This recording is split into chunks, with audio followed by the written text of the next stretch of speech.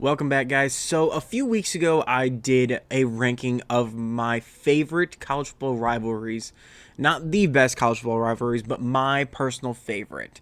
And I noticed that I did a lot of rivalries with some rivalry trophies. And I thought to myself, why don't I do a list of my favorite rivalry trophies? This is nothing to do with the rivalry in itself, and maybe that can come into play with, a tiebreaker of some sort, but this is majority going to be my favorite rivalry trophies and the history behind those rivalry trophies. I'm looking for like a story or a good design or a meaning to both of these teams. We'll see what I have here, but that's what I'm kind of looking for. And I love college football rivalries. I've said this before. College football is my number one sport that I watch, that I enjoy.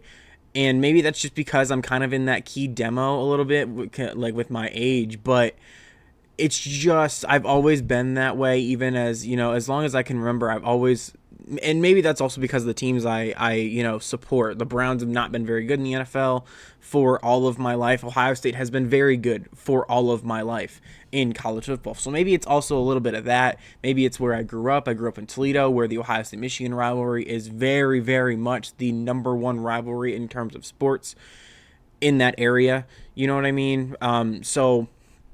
Maybe it's also that, but I just love, especially with, even the college football game coming back too. I've gone a lot better of an appreciation for rivalry trophies across college football and not just the local ones that I know of. So, there's going to be a few that might be a little bit out of the box, but there are going, for the most part, going to be rivalry trophies that you know of. I believe all of these are in the college football game, so if you do play college football, you may have seen these. Of course, you may have seen them on your TV screen if you are a fan of one of these teams that I list off of that are in these particular rivalries, or you're watching the game as a spectator, anything like that. So I'm just gonna go off. I'll stop rambling here on this little intro, but let's just get into my top 10 list. All right, so let's just start here. We're going to go from 10 to 1. And at number 10, I am going to have the Kent State versus Akron rivalry, better known as the Wagon Wheel rivalry here in Ohio. It's known locally. It's not a big thing, of course, statewide, but it is known. I think this rivalry has gained more popularity through the rise of the new college football game and all the rivalry trophies that are in that. So really cool rivalry. And before you guys turn your nose up at this, if you're not from Ohio and you don't know anything about this rivalry and you're like, why do you have this in your top 10 rivalries? Before you turn your nose up at, just hear the history of this rivalry, because I found it really interesting when I was doing research for this video. And I found this really interesting when I came across of it, and I knew I had to put it in my list, and I knew putting anything below this people would get mad at me. So,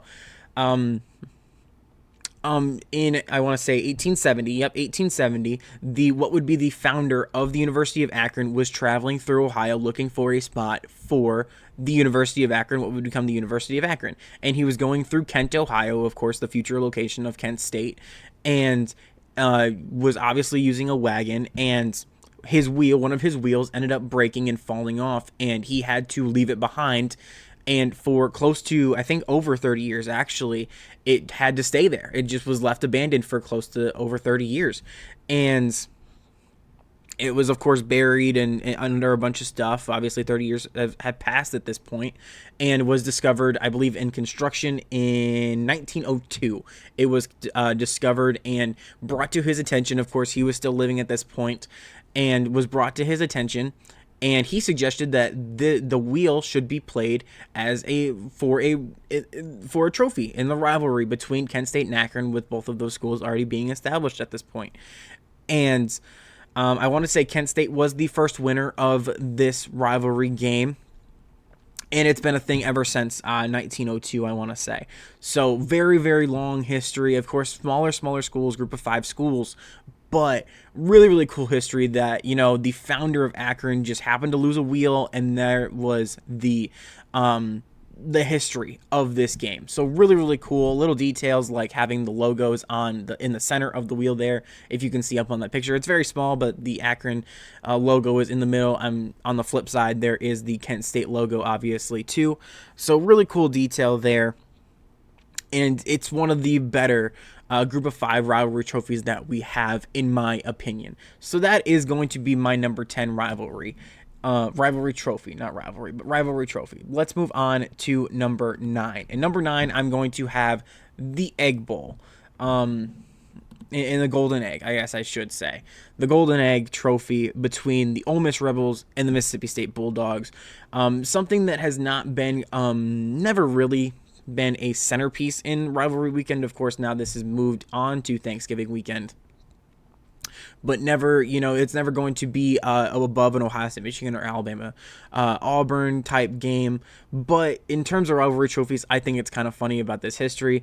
It was actually supposed to be a football. The trophy, the top of the trophy there is actually supposed to be a football, and it ended up becoming, someone eventually just said it looked like an egg, and it just kind of stuck. And I do believe actually the Egg Bowl name came from like a journalist, because he thought the teams were so bad at whatever year it was. He called it the Egg Bowl, and the name stuck. And it's just a funny thing. Actually, I have it written down here. 1927, a sports writer used it. The name Egg Bowl, and actually the name stuck, and it's been like that ever since. Really, really cool. You can see a little bit, it's faint, but you can see it on the scores of all of it. I know that it is most trophies actually do that, but still cool to have the record of every single game there. Iconic rivalry, and as it comes to rivalry weekend, with a cool rivalry trophy. Not the best, that's why I have it down here at number 9, but really, really cool. Really funny backstory, actually, considering it was supposed to be a football and it turns into an egg, basically.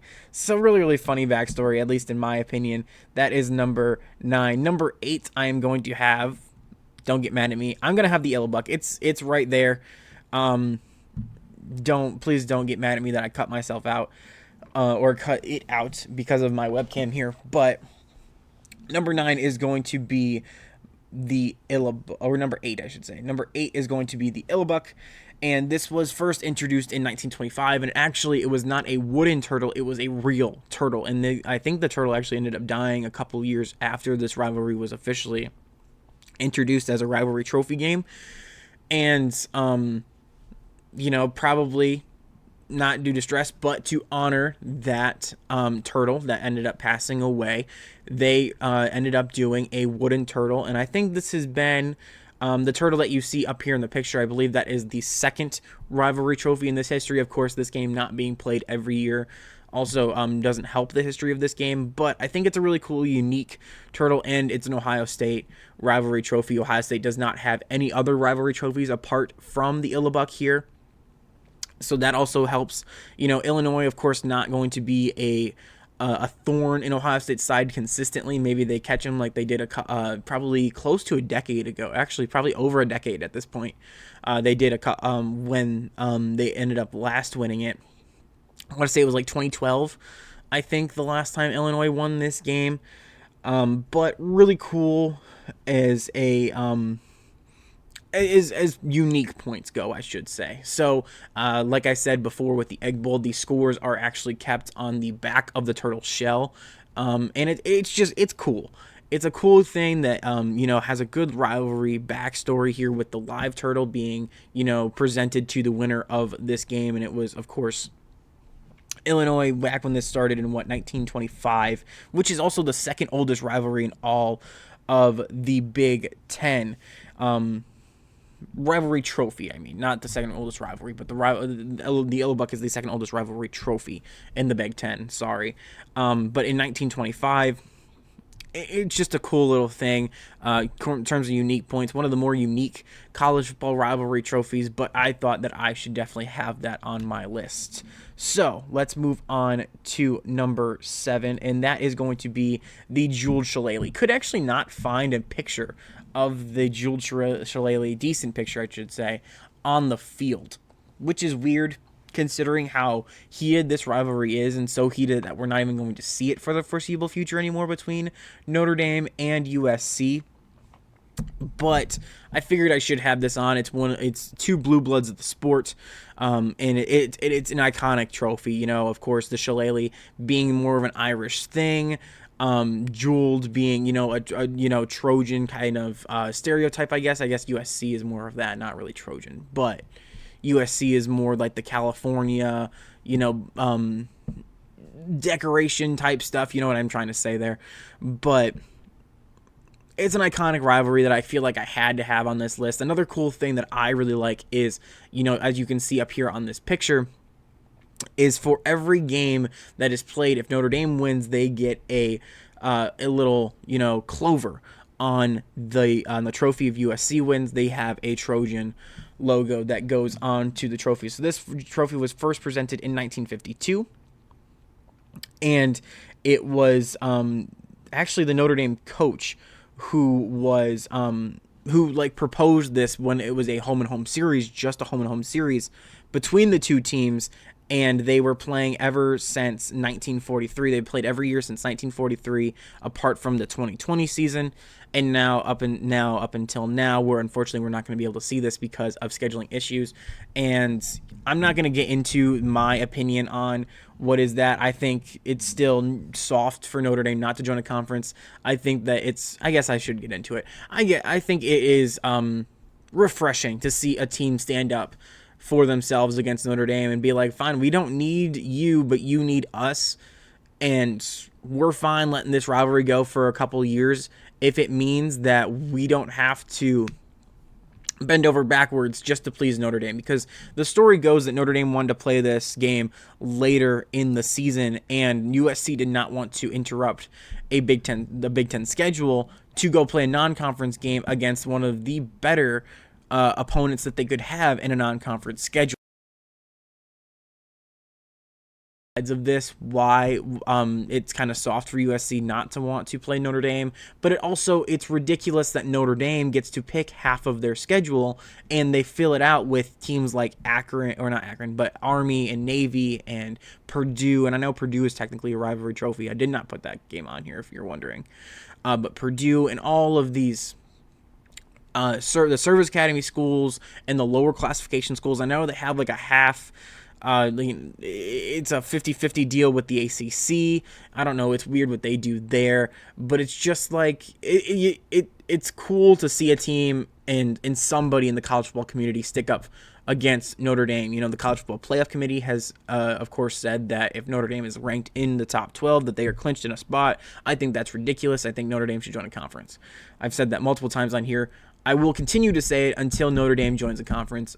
But until then, I will continue to say that they are overrated and they are still trying to live in the past. Anyways, this trophy, of course, not being played for a while, and this is actually what you're seeing here is the second shillelagh in this rivalry. The first one was retired to the University of Notre Dame. It was given to the University of Notre Dame, and because it just didn't have enough room for the symbols that they have on there between the Trojan and the clover.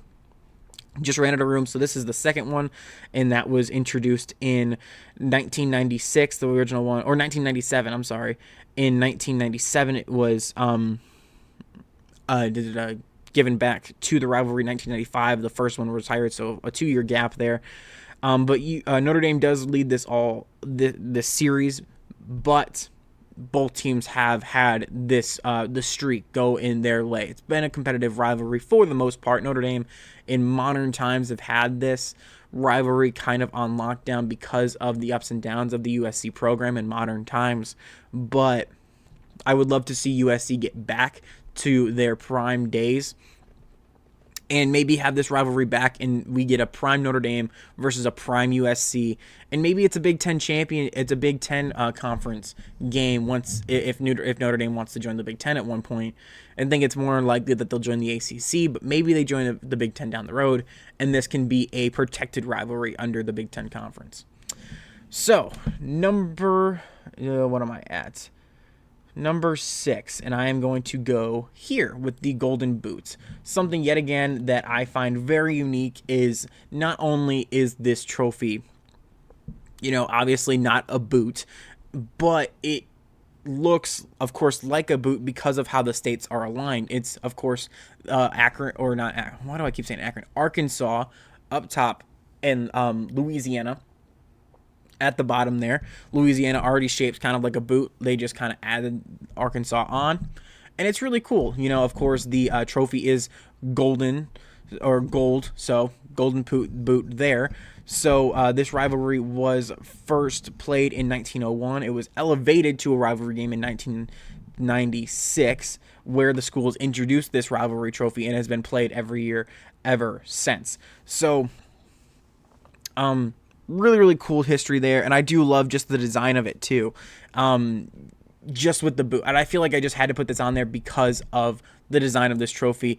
And it's not anything, it's unique, but it's not anything complicated. You don't have to read into it because it's literally just the states. If you looked at it and you're like, yeah, that's called the Golden Boot, and it's played between Arkansas and Louisiana, people instantly get it, even if they don't know anything about the rivalry. You instantly get it, and you instantly know why this could be a rivalry because the states are connected right there. So, really, really cool rivalry there. I do love the history with this. Been back and forth. LSU won the first official battle for the Golden Boot game in 1996 in Arkansas with a victory over the Razorbacks 17-7 in Little Rock. Of course, the games were being played. I don't actually know if Arkansas still plays in Little Rock, but it was in Little Rock, the location.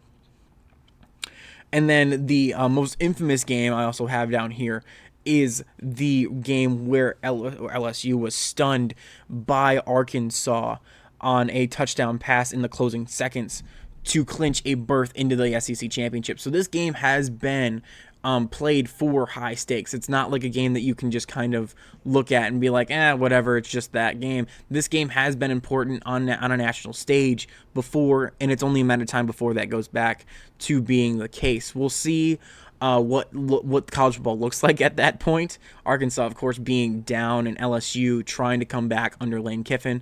So we'll see what that looks like, but for now, we're going to have it here at number 6. Number 5, yet again, one of the more unique ones in college football, and it is going to be the Iron Skillet. Maybe people are going to be mad that I don't have this higher, but it's a really cool history here with this skillet. And people just, like, when I first heard about the Iron Skillet and didn't know any of the background with it, I was like, what's all important? It's a skillet. That's kind of stupid.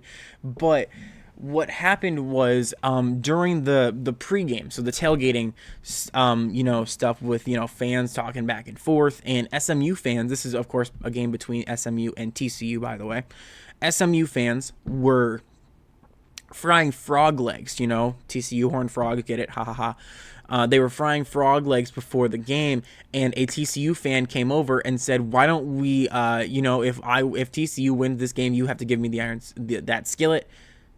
And it stuck, So the teams adopted it, and it's been played forever since that incident there. And this. It was initially the game of the century here. I do have that.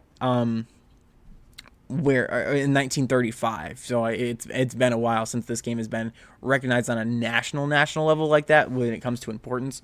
SMU kind of being a little bit down and not really in the dumps, and TCU was making playoffs in their sleep, and of course they didn't. They made the national championship game once, but they have made playoffs before. SMU is kind of on that little beginning of what TCU was. They made the playoff 2 years ago and lost to Penn State in the first round. They look like a school that is all in on the NIL era. TCU just trying to get back into national contention after that national championship loss to Georgia.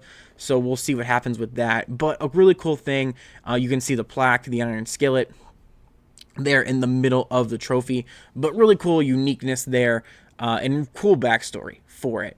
And not really a whole lot to say. This rivalry hasn't been, it's not like Alabama-Auburn with iconic moments or anything like that. I just think for the trophy in itself, I do think that this is quite interesting.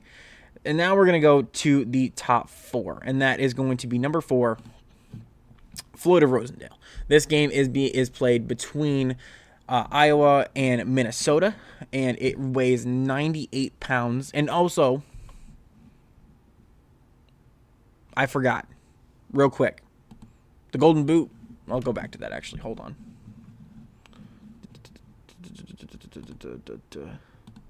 Golden Boot. Also, it is now considered the heaviest trophy in all college football. It weighs 200 pounds. It looks deceiving, but it weighs 200 pounds. So also that's a really cool, interesting fact about that. Moving on. Going back to Floyd of Rosendale. Also very, very heavy. That's why I was remembered by it. Because the Floyd of Rosendale weighs 89 pounds. It's a bronze statue. So, and it's just literally a pig. And it's a cool story here. The governor of Minnesota, actually, after a game where fans were going back and forth and fighting and doing stuff, this was all the way back in 1935. So this was commonplace here at the and it's still commonplace now, just on a lesser degree, I feel like, because people have gotten kind of smarter over this. Especially with phones being in everyone's hands now. Everything that you do, every stupid thing that you can do, someone can post it and it can go viral, and your life is, tainted for forever after that.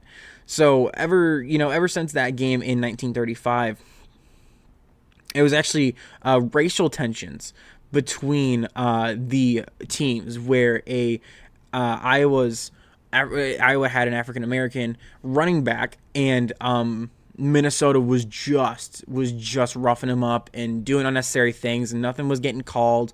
And Iowa players took offense to that, and they said if that happens again, there's going to be an issue after that game. And they said, okay, here, we'll fix that. Let's give you a rivalry trophy. And they initially proposed a live pig, and that was what, a few years into the rivalry, that was initially what was given out, was a live pig between the two teams. That pig eventually died, I want to say 2 years into this game, actually, sadly.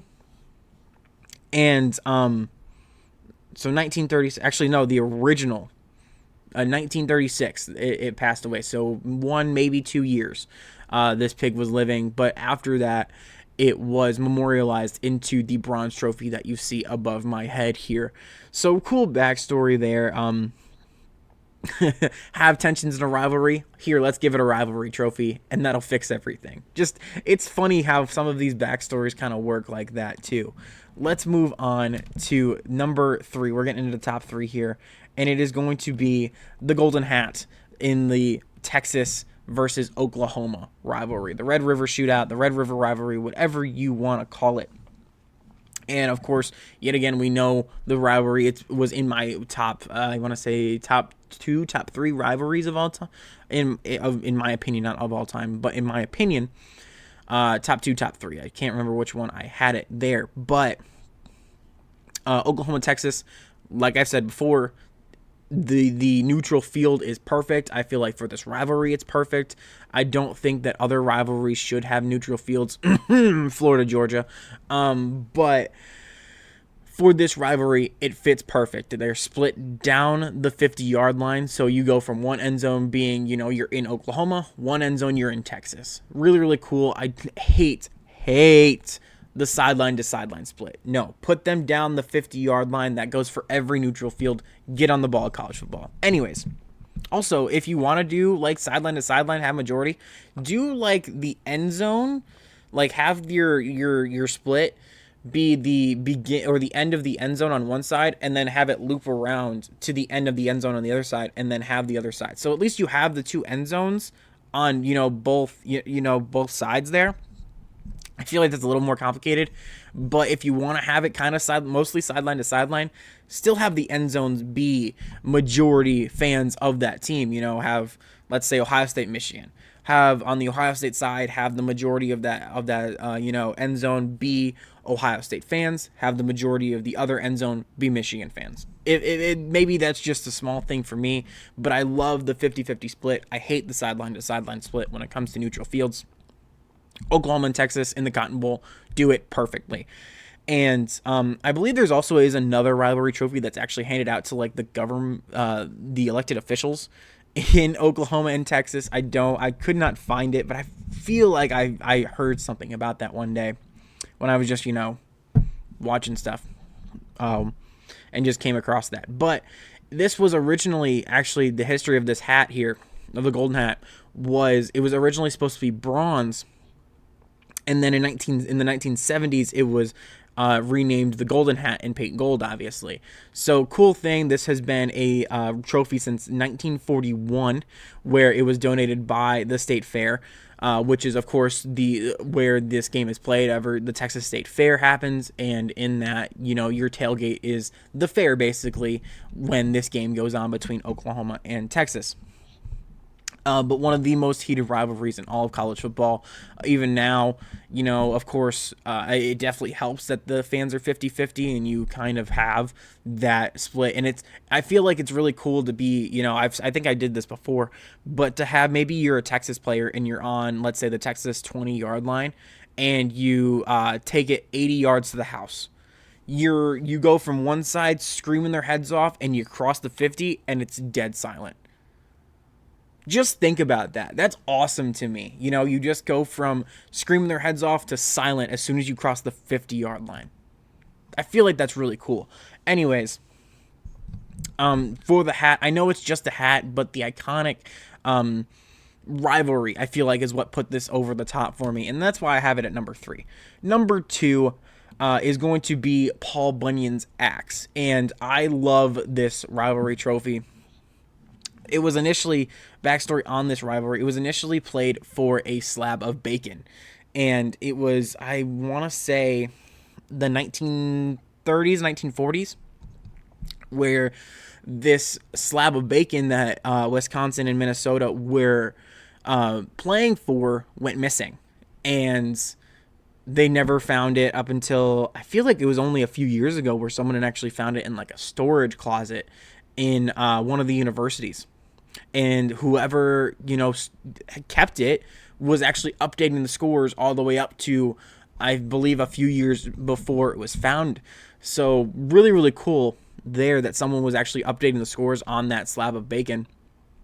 But after that went missing, it ended up transferring over to Paul Bunyan's axe. And what's really cool is it's a double-sided trophy. As you can see there, it has the yellow on the actual axe, not the handle, but the actual axe is yellow for Minnesota. You flip it around, it's red for Wisconsin.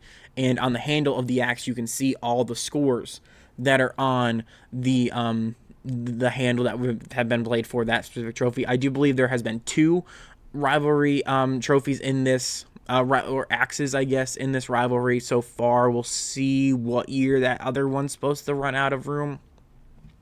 But really, really cool. And what I really love about this rivalry is the celebrations after. It's a little bit in the college football game, but if you do play the college football game, there is an animation where this goes on. But at the end of the game, if let's say a road team wins, let's say in this picture, Wisconsin wins in Minnesota, which I think there was like a good 15 years where that actually did happen. Wisconsin had like a 15-year win streak and was snapped in 2020, one of those two. Wisconsin had this for a long, long time, and Minnesota has snapped that streak and is now going on their streak of their own, because Wisconsin is now on the down low in the bottom of the Big Ten, and Minnesota is trending upwards. We'll see what happens with that. But anyways, let's say Wisconsin wins in Wisconsin, or not in Wisconsin, but in Minnesota, and they go over to the goalpost, and they all take turns on chopping the goalpost down with the axe. Really cool, really small, but also I think that's really cool that, and I've seen videos of that, and players really, really get into it. But it's cool, and they parade it all around the stadium. I've actually seen players, there's like the other team's fan base still sticks around after the game, and they will purposely move the axe out of the way so the fans of that certain team can't touch it, which I think is funny. But yeah, I just think that's a really, really cool rivalry trophy. Yet again, this is not a rivalry ranking. This is a rivalry trophy ranking. That's what I'm ranking these. And personally, I will have the number No, the axe, I should say, as my number 2 rivalry trophy. But number 1, this was no doubt for my book, and it is going to be the Paul Bunyan Trophy for Ohio, or not Ohio State, but Michigan State and Michigan. One of the most hated rivalries in all of college football, and in terms of like toxicity. And I know Ohio State, Michigan have had their, toxic moments for sure, but this game I always look forward to because it's always going to be grungy, it's always going to be won in the trenches, there's always going to be some sort of shenanigans, and there is a rivalry trophy on top of all of that. This actually, what's interesting is this trophy was initially proposed by, I think, Michigan State, and Michigan wanted no part of it. The University of Michigan wanted no part of this rivalry. They thought it was beneath them. The rivalry between Michigan State and Michigan, they didn't consider that game a rivalry game, but Michigan State did. They proposed a trophy, and Michigan went as far as, when they won and beat Michigan State in the early years, to just leave that trophy on the field. Like, you see the picture behind me here with Michigan celebrating with the trophy with their fans. In the early years, they wanted no part of this. They would leave the trophy on the field, and like the athletic trainers would have to go pick it up and put it in a storage closet somewhere until the year or the year after, where the game would be played again. So that was interesting that Michigan was they turned their nose up at it. The rivalry trophy, that is, and would leave it on the sidelines and not want anything to do with it until Michigan State actually started to become a little bit better. And over the years, Michigan kind of turned back around, and it started to become a regular thing when this rivalry got more competitive. And of course, Michigan now having the upper hand ever since 2021. We'll see what happens this year with Kyle Whittingham coming in at Michigan, and Michigan State still being in a 4-year-long rebuild after that 2021 season. But we'll see. That's also a very big thing. What I also think is interesting is, you can see it also here in the picture, Michigan, when they win, will actually put yellow pants on the trophy. Because the actual trophy is, Paul Bunyan, the actual trophy is green. He has green pants on, and Michigan, of course, hating Michigan State at this point, puts yellow pants on to cover that up. So a little extra nod there. What's also interesting is each team will put a helmet on top of the head of the trophy, which I think is interesting. No one really does that. You have different sides of a trophy that represent a team, like the axe, but you never really have an actual team get it so personal, I guess, with a rivalry trophy as to put their helmet on the trophy. So maybe it's just like the props of the trophy that goes over the edge with me, but I do love this rivalry trophy. I think it is the best rivalry trophy, in my opinion, in all of college football. And yeah, I think that is all I have to say for this video. If you did agree with me, please let me know. If you disagreed with me, especially, please let me know. If you have a different ranking or a different order or another trophy I didn't or I missed, please let me know in the comment section. Maybe leave your own ranking down below there as well. I appreciate you guys if you have made it this far. And until next time, I will see you when I see you.